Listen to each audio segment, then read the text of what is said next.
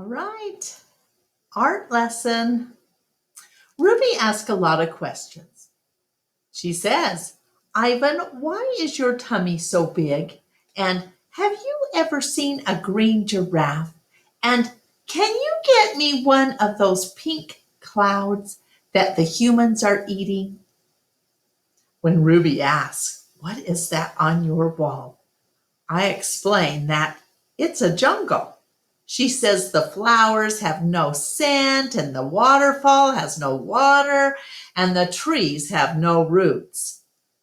I am aware of that, I say. It's art, a picture made with paint. Do you know how to make art? Ruby asks. Yes, I do, I say, and I puff up my chest just a little. I've always been an artist. I love drawing. Why do you love it? Ruby asks. I pause. I've never talked to anyone about this before. When I'm drawing a picture, I feel quiet inside. Ruby frowns. Quiet is boring. Well, not always. Ruby scratches the back of her neck with her trunk. What do you draw anyway? Bananas mostly. Things in my domain. My drawings sell at the gift store for $25 a piece with a frame. What's a frame? Ruby asks. What's $1? What's a gift store? I close my eyes. I'm a little sleepy, Ruby. Have you ever driven a truck? Ruby asks. I don't answer. Ivan, Ruby asks, can Bob fly? A memory flashes past, surprising me. I think of my father, snoring peacefully under the sun while I try every trick I know to wake him. Perhaps I realize he wasn't really such a sound sleeper after all. Treat. How's that food, old girl? George asks Stella. Stella pokes her trunk between the bars. She inspects George's right shirt pocket for the treat he brings her every night without fail. George doesn't always bring me treats. Stella's his favorite. But I don't mind. She's my favorite too. Stella sees that George's pocket is empty. She gives George a frustrated nudge with her trunk, and Julia giggles. Stella moves to George's left pocket and discovers a carrot. Nimbly, she removes it. Mac walks past. Toilet's plugged up in the men's bathroom, he says. It's a big mess. I'll take care of it, George sighs. Mac turns to leave.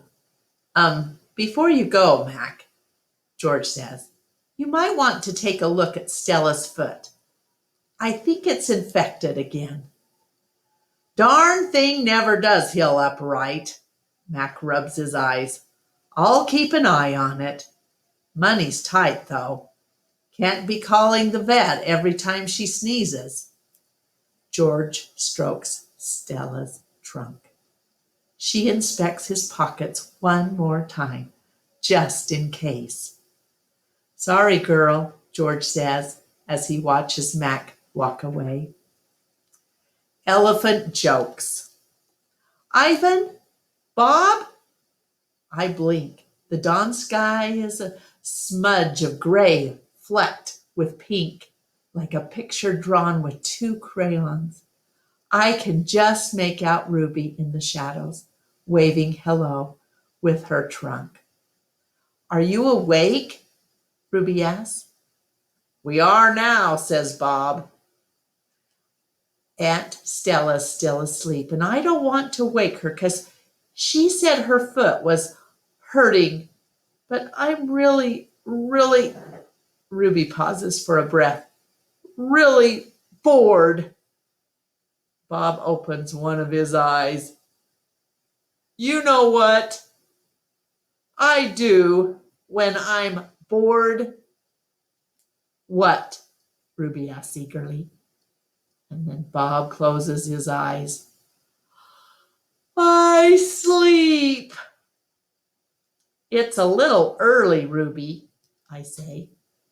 I'm used to getting up early. Ruby wraps her trunk around one of the bars on her door. At my old circus, we always got up when it was still dark, and then we had breakfast and we walked in a circle, and then they chained my feet up, and that really hurt. Ruby falls silent. Instantly, Bob is snoring. Ivan, Ruby asks, do you know any jokes? I especially like jokes about elephants. Well, let me see. I heard Mac tell one once. Oh, I yawn. How can you tell that an elephant has been in the refrigerator? How? By the footprints in the butter. Ruby doesn't react. I sit up on my elbows, trying not to disturb Bob. You get it? Well, what's a refrigerator? Ruby asks. It's a human thing, a cold box with a door. They put food inside. They put food in the door or food in the box? And is it a big box? Ruby asks, or a little box? I can see this is going to take a while. So I sit up all the way and Bob slides off, grumbling. I reach for my pencil, the one I snapped in half with my teeth. Here, I say, I'll draw you a picture of one. In the dim light, it takes me a minute to find a piece of the paper Julia gave me. The page is a little damp and has a smear of something orange on it. I think it's from a tangerine. I try my best to make a refrigerator. The broken pencil is not cooperating, but I do what I can. By the time I'm done, the first streaks of morning sun have appeared in flashy cartoon colors. I hold up my picture for Ruby to see. She studies it intently, her head turned so that one black eye is trained on my drawing. Wow, you made that? Is this the thing you were telling me about before? Art? Sure is. I can draw all kinds of things. I'm especially good at fruit. Could you draw a banana right now? Ruby asked. Oh, absolutely. And I turn the paper over and sketch. Wow, Ruby says again and in odd voice when I hold up the page. It looks good enough to eat. She makes a happy, lilting sound, an elephant laugh. It's like the song of a bird I recall from long ago, a tiny yellow bird with a voice like dancing water. Strange, I'd forgotten all about that bird, how she'd wake me every morning at dawn when I was still curled safely in my mother's nest. It's a good feeling, making Ruby laugh. So I draw another picture and another along the edge of the paper, an orange, a candy bar, a carrot. What are you two up to? Stella asks, moaning as she tries to move her sore foot. How are you this morning? I ask. Just filling my age, Stella says. I'm fine. Ivan is making me pictures, Ruby says, and he told me a joke. I really like Ivan, Aunt Stella. Stella winks at me. Me too, she says. Ivan, you want to hear my favorite joke? Ruby asks. I heard it from Maggie. She was one of the giraffes in my old circus. Sure, I say. It goes like this. Ruby clears her throat. What do elephants have that nothing else has? Trunks, I think. But I don't know. I don't answer because I don't want to ruin Ruby's fun. I don't know, Ruby, I replied. What do elephants have that nothing else has? Baby elephants, Ruby says. Good one, Ruby, I say, watching Stella stroke Ruby's back with her trunk. Good one, Stella says softly. Children. Once I asked Stella if she'd ever had any babies. She shook her head. I never had the opportunity. You would have made a great mother, I told her. Thank you, Ivan, Stella said, clearly pleased. I like to think so. Having young ones is a big responsibility. You have to teach them how to take mud baths, of course, and emphasize the importance of fiber in their diet. She looked away, contemplating. Elephants are excellent at contemplating. I think the hardest part of being a parent, Stella added after a while, would be keeping your baby safe from harm, protecting them. The way silverbacks do in the jungle, I said. Exactly, Stella nodded. You would have been good at protecting too, I said confidently. I'm not so sure, Stella said, gazing at the iron bars surrounding her. I'm not sure at all. The parking lot. Mac and George are chatting while George cleans one of my windows. George, Mac says, frowning, there's something wrong with the parking lot. George sighs.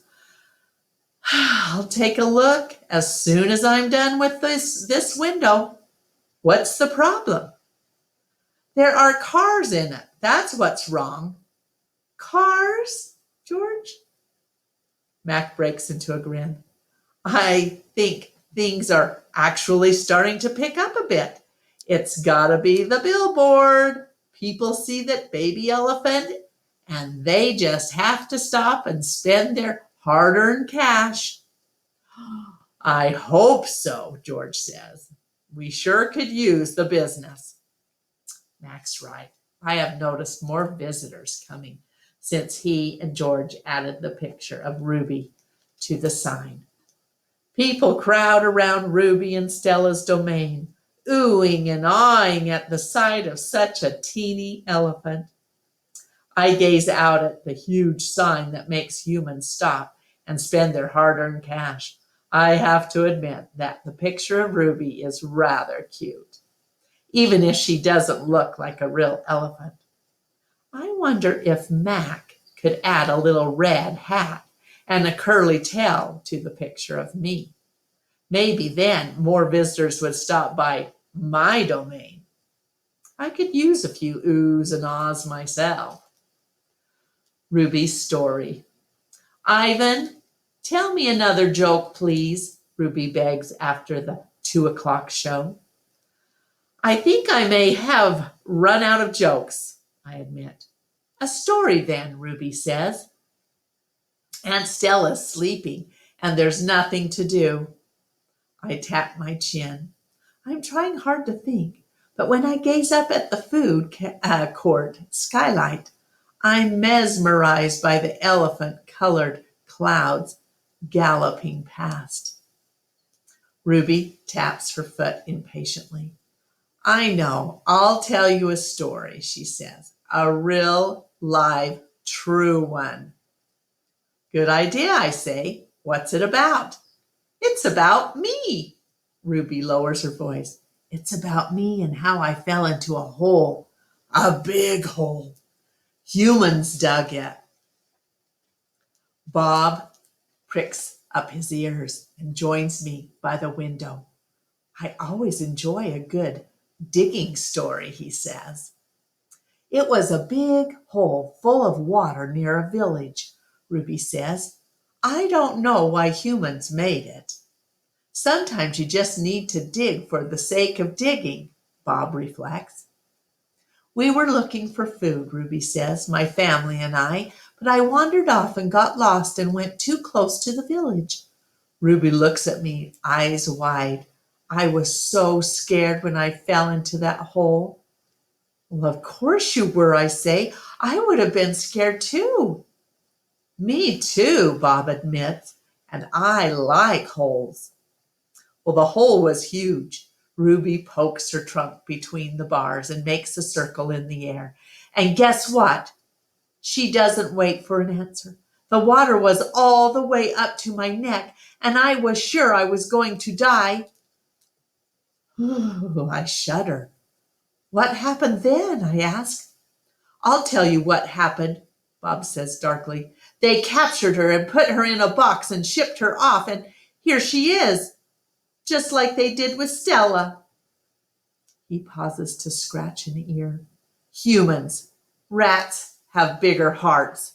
Roaches have kinder souls, lives. Flies have. No, Bob, Ruby interrupts. You're wrong. These humans helped me. When they saw I was trapped, they grabbed ropes and they made loops around my neck and my tummy. The whole entire village helped, even little kids and grandmas and grandpas, and they all pulled and pulled and Ruby stops. Her lashes are wet, and I know she must be remembering all the terrible feelings from that day.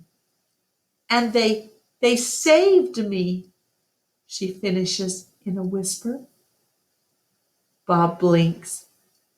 They saved you? He repeats. When I was finally out, everyone cheered. Ruby says, and the children fed me fruit, and then all those humans led me back to my family. It took the whole day to find them. No way, Bob says, still doubtful. It's true, Ruby says, every word. Of course it's true, I say. I've heard rescue stories like that before. It's Stella's voice. She sounds weary. Slowly she makes her way over to Ruby. Humans can surprise you sometimes. An unpredictable species. A Homo sapiens. Bob still looks unconvinced.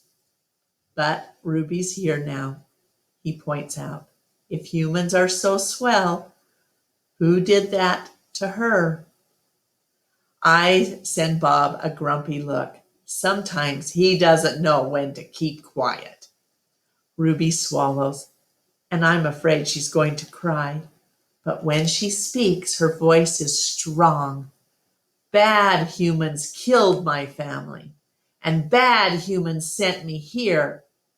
But that day in the hole, it was humans who saved me. Ruby leans her head on Stella's shoulder. Those humans were good. It doesn't make any sense, Bob says. I just don't understand them. I never will. Well, you're not alone, I say. And I turn my gaze back to the racing gray clouds.